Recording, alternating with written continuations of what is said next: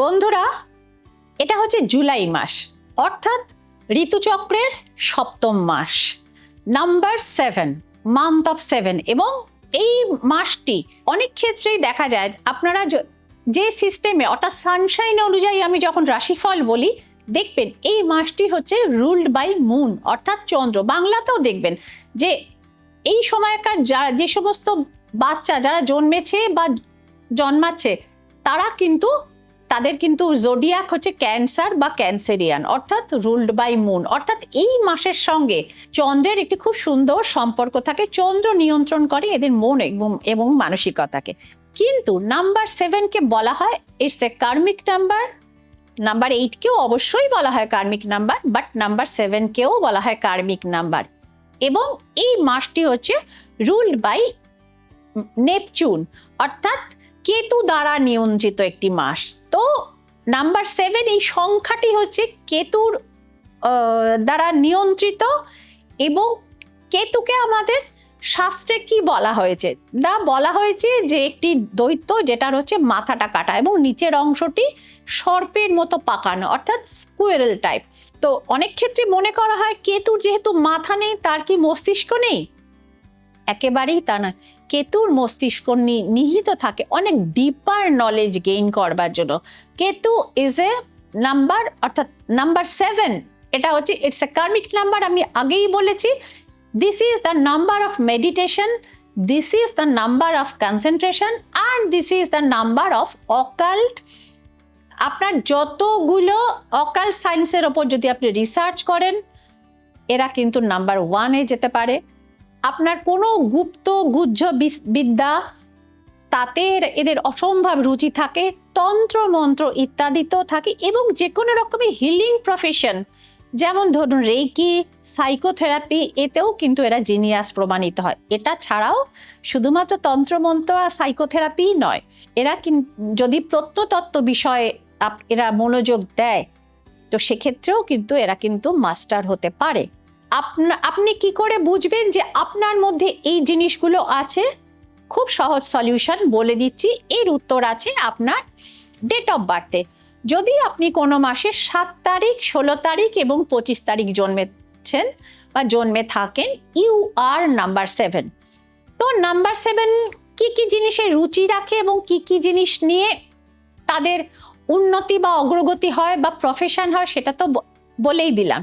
দ্বিতীয় জায়গাটাতে আসি, যে নাম্বার 7-এর জীবনে একই ঘটনা অন্তত 7 থেকে 10 বছরের মধ্যে বারে বারে কিন্তু কানেক্ট করে।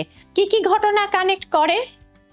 একই ধরনের বন্ধু বান্ধব, একই ধরনের পরিস্থিতি এবং একই ধরনের প্রায় সমাধান। এবং বেশিরভাগ উত্তরটি হচ্ছে সেলফ স্যাক্রিফাইসিং করে সেই জিনিসটির সমাধান করতে পারে।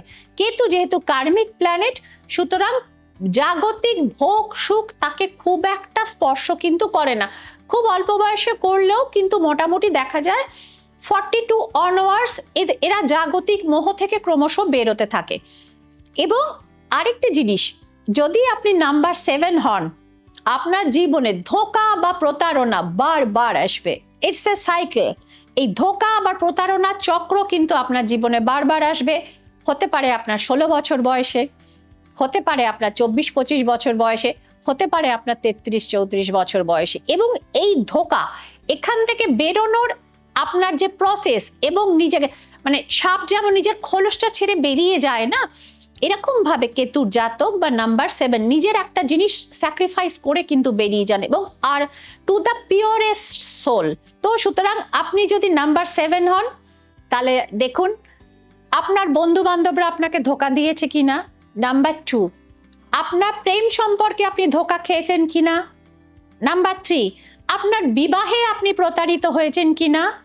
নাম্বার 4, আপনার লাইফে ভুল চিকিৎসা হয়েছে কিনা। নাম্বার 5, ফাইন্যান্সিয়াল ফ্রড কতবার হয়েছে। হবেই। শ্রীময়ীর 21 বছরের রিসার্চ এই কথাগুলো বলছে আজকে।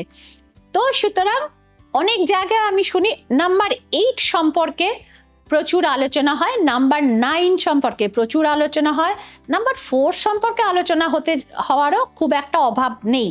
কিন্তু নাম্বার 7 এত ডিটেলড আলোচনা কিন্তু বন্ধুরা আপনারা শুনবেন না। তো এই ধরনের আলোচনার জন্য আপনাদের ফলো করতে হবে, আপনাদের সাবস্ক্রাইব করতে হবে, আপনাদের শেয়ার করতে হবে ট্যারট গাইডেন্স উইথ শ্রীময়ী।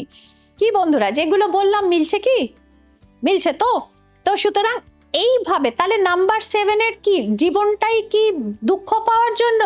না, আপনারা এগোতে পারেন in the field of psychological জায়গা। আপনারা মানুষের মনের এবং নানা রকম দুঃখ কষ্টের হিলিং করতে পারেন, আপনারা রেইকি জানতে পারেন, আপনারা অনেক রকম থেরাপিতে আপনারা এগিয়ে যেতে পারেন, আপনারা পিএলআর বা পূর্বজন্মকৃত ঘটনাবলীর কিন্তু ইনটুইশন আপনাদের মধ্যে থাকতে পারে। 10টা লোক যেখানে বুঝতে পারবে না এই লোকটি ভালো কিংবা মন্দ, আপনারা কিন্তু হট করে ইনটুইশন দ্বারা সেই লোকটিকে চিনে নিতে পারেন এবং ভবিষ্যতে দেখা যাবে বা অনেক ক্ষেত্রেই যারা নাম্বার 7-এর ক্ষেত্রে দেখা গেছে তার সেই ইনটুইশনটা কিন্তু 100% সঠিক। তো এই ঘটনাগুলো থাকে। এবং আরেকটা জিনিস হয়, স্পিরিচুয়াল জার্নি তার জীবনে খুব অল্প বয়স থেকে শুরু হয়। অনেক সময় তাদের খুব অল্প বয়সে দীক্ষা হয়, অল্প বয়সে অনেক ক্ষেত্রে দেখা যায় সমস্ত কিছু থাকার সত্ত্বেও সেই জাতক বা জাতিকা অর্থাৎ ভিড়ের মধ্যেও নিজেকে একা ফিল করেন। একাকিত্ব এটা তার জীবনে বারবার করে ঘুরে আসে। আপনার হাতে সব আছে কিন্তু মনের কথা বলার লোক আপনি খুঁজে পাবেন না। This is the misfortune or tragedy of number 7। তাহলে ভালো কি কি রয়েছে? আপনি যখন পিরামিডের চূড়ায় উঠতে যাবেন বন্ধু, তখন কিন্তু আপনাকে একাই হতে হবে। এক গাদা ভার নিয়ে বা 25টা লোক মিলে একসাথে কিন্তু পিরামিডের ওপরে কিন্তু উঠতে পারবেন না। একটু লেট সাকসেস হলেও নাম্বার 7-এর গ্রোথ বা অগ্রগতি সম্পূর্ণ ডিফারেন্ট ফিল্ড থেকে হয়। অর্থাৎ যে ফিল্ড 10 জন লোক মানে এক্সপেক্ট করে না বা সেই রিলেটেড বিষয় পড়াশোনা করে না, সেই জায়গাগুলো নিয়ে হয়। এদের মধ্যে অনেক মিস্টিক জিনিস থাকে, যে কারণে বারবার করে বলি কোনো রিসার্চ ওয়ার্কে গেলে এরা কিন্তু দুর্দান্ত ফল করে থাকে। কোনো সায়েন্স ল্যাবে যদি কোনো নাম্বার 7 থাকেন, তো সেক্ষেত্রেও কিন্তু দেখা যায় তারা একটা না একটা সময় কোনো অদ্ভুত কোনো জিনিস কিন্তু তাদের দ্বারাই কিন্তু আবিষ্কার হয়েছে। তো অনেক কিছু জিনিস আছে নাম্বার 7-এর মধ্যে। এবং নাম্বার 7 যদি মনে করে যে সে তার সাথে কারোর সাথে বনিবনা হচ্ছে না, সে কিন্তু তার দিকে আর দ্বিতীয়বার পেছন ফিরে তাকায় না। তাতে তার জাগতিক সুখ দুঃখ যা কিছু তার জন্য ছেড়ে দিতেও সে কিন্তু প্রিপেয়ার থাকে। নাম্বার 7রা খুব ভালো হিলার হতে পারে বলেছি, ধর্মের পথে এগোতে পারেন এবং খুব ভালো গাইড বা পথ নির্দেশক হতে পারেন। তো সুতরাং বন্ধুরা, ভালো এবং মন্দ মিলিয়ে রয়েছে নাম্বার। এবং কেতুর জাতকদের সাথে শনির জাতকদেরও কিন্তু ইন্টারলিঙ্কড থাকে। 7 এবং 8-এর সংখ্যার জাতকদের মধ্যে মেন্টাল ম্যাচিংটা কিন্তু খুব ভালো হয়। এবং আরেকটা জায়গার সঙ্গে তার হয় নাম্বার 4, অর্থাৎ রাহুর সাথে। রাহু যেটার মধ্যে অনেক কিছু একসাথে পেতে চায়, কেতু সেটার মধ্যে পিউরিফাই করে অর্ধেক জিনিস ছেটে ফেলে দেয় এবং যেটা পিওর জিনিস সেটাকে অ্যাকসেপ্ট করে। তো বন্ধুরা, প্রচুর মানুষ রয়েছেন যারা নাম্বার 7-এর জাতক বা জাতিকা। আপনারা নিজেদের জীবনের সাথে আজকে মিলিয়ে নিন নাম্বার 7-এর অ্যানালিসিস। এবং এদের সাপোর্টিং নাম্বার হচ্ছে নাম্বার 3, নাম্বার 4 এবং নাম্বার 6-এর সাথেও একেবারে যে মেলে না সেটা নয়, তবে কিছু কিছু স্যাক্রিফাইস সেক্ষেত্রে দুজনকেই করতে হয়। এবং এনাদের ফেভারিট যে কালার সেটি হচ্ছে sea green colour, white colour, এবং যেটা অ্যাভয়েড করবেন সেটি হচ্ছে কমপ্লিটলি ব্ল্যাক কালার এবং ডিপ পার্পল কালার। এবং এনারা বেশিরভাগ ক্ষেত্রে মানে পাহাড়ের জায়গায় এবং সমুদ্রের ধারে কিন্তু এরা কিন্তু শান্তি লাভ করেন। এবং অতিরিক্ত যে এরা লোনলিনেস হতে চান, এটা এনাদের একটা অসুখে পরিণত হয়। এই জায়গা থেকে এনাদের বার করবার জন্য বা রেমেডি এটা করবার জন্য এনাদের কিছুটা পরিমাণে লোকজনের সঙ্গে মেলামেশা করাটা কিন্তু দরকার। তো বন্ধুরা, কেমন লাগলো আজকের আলোচনা আপনারা প্রত্যেকে জানাবেন।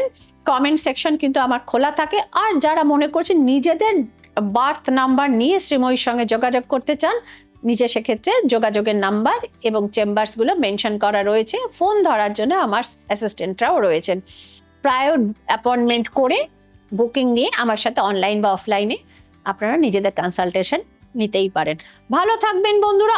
আর কোন সংখ্যার জন্য আপনার অ্যানালিসিস চান সেটি জানাবেন। তো সেক্ষেত্রে দেখা হচ্ছে পরবর্তী এপিসোডে। সকলে ভালো থাকবেন, আনন্দে থাকবেন। নমস্কার।